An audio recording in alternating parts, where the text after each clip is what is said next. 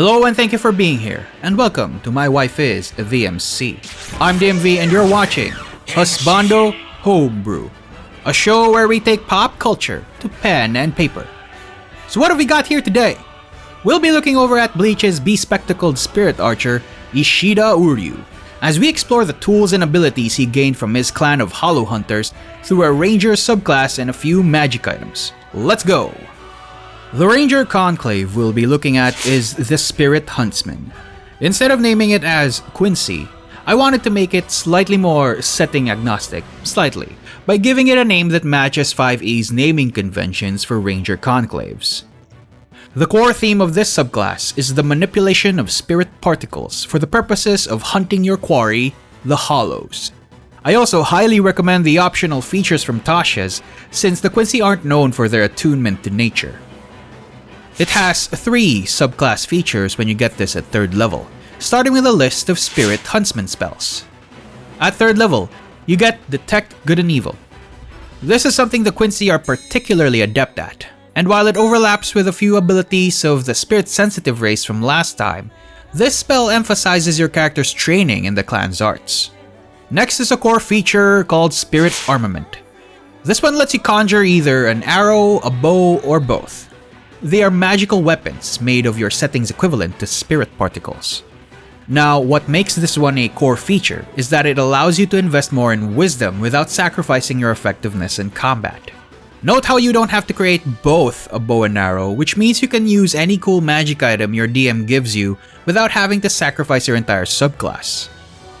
Last feature at 3rd level is Spirit Control. This one emphasizes on the theme of spirit particle control, as it allows you to produce some cool effects using its own resource. Deflecting Arrow lets you parry a ranged attack off another creature with your own ranged attack. Path Control lets you curve that arrow when your quarry is hiding behind cover. And Spirit Platform is something that you can take advantage of when you need elevation. 5th level, you get to cast Spiritual Weapon.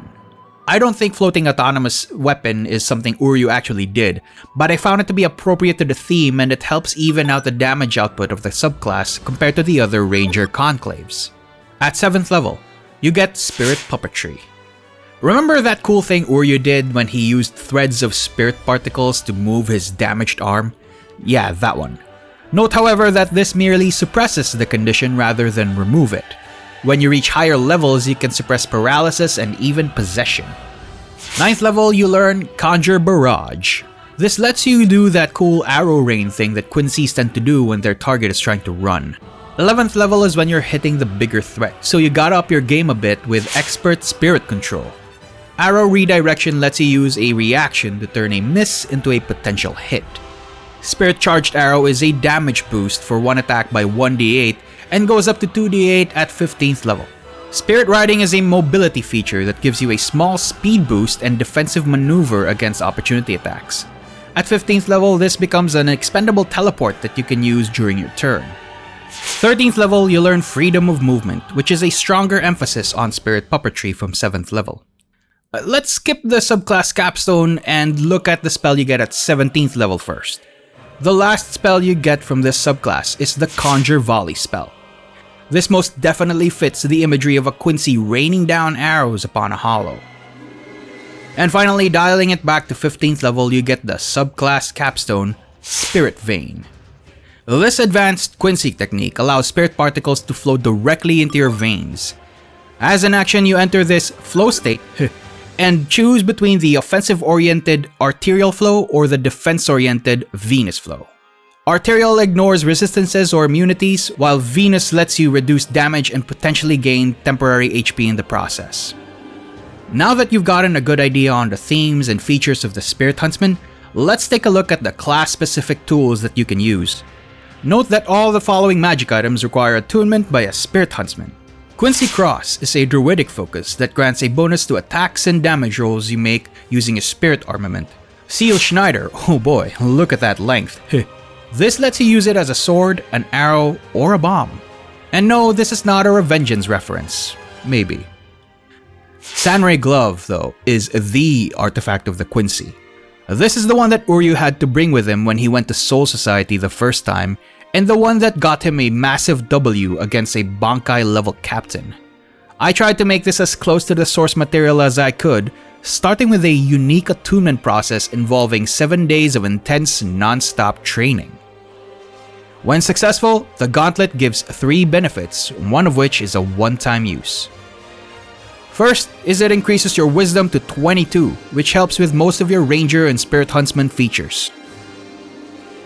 Next is Spirit Mantle, which is a once per day mode that grants you flying speed, extra damage, and unlimited spirit control usage. In Bleach, this is the equivalent to the Quincy Volstandig ability, which was meant to be an improvement over the unstable property of Final Release. This one powers you up like crazy, increasing your wisdom to 27, and gives you a bunch of temporary hit points, increase your spirit armament's attack and damage rolls by half your proficiency bonus, and it boosts the damage of your spirit armament by 3d8 force damage. All this power, however, comes at a cost. Doing so disintegrates the Sunray Glove after 1 minute, and you suffer 4 levels of exhaustion immediately after. In addition, your Spirit Huntsman features are locked out. Now, I mentioned a special ritual to get your powers back, but I never specified it, which means it's up to your DM how they want you to get your powers back. On the bright side, you can still use your base ranger features in the meantime. Remember to get the updated homebrew document in the Ko-Fi link in the description, which includes the Spirit Huntsman subclass and magic items, along with the other stuff that was released last episode. If you like my content, do leave a like and check out the channel playlists for stuff like Devil May Cry, Demon Slayer, or even Elden Ring, which I'll also link in the description. Next episode, we'll be looking over at potentially Orihime, or I might just go ahead and hit up the Shinigami class. So make sure to let me know in the comments and subscribe and click the bell to stay updated. And yes, I take back what I said last episode, and I will do an Ichigo homebrew at some point in this series. It's gonna be a heck of a challenge. In the meantime, I'll leave you with the school fighter homebrew that I made based on Nero from Devil May Cry. So remember to share this with your dad. This has been My Wife is the MC. I'm DMV, and I'll see you in the next Husbando Homebrew.